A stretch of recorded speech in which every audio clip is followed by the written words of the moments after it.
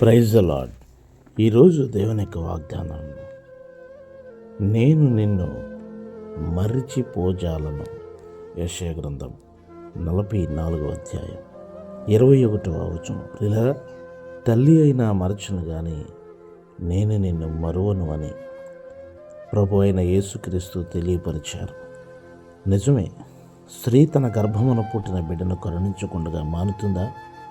వారైనా మరుస్తారు, కానీ నేను నిన్ను మరిచిపోను అని చెప్పారు.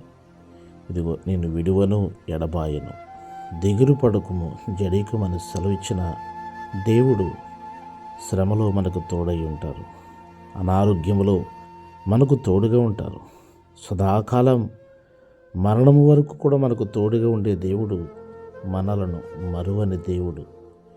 నీకు మోషేకు తోడైనట్టు నీకు కూడా తోడై ఉంటాను అని వాగ్దానమును చేసినటువంటి దేవుడిని మనం కలిగి ఉన్నాం.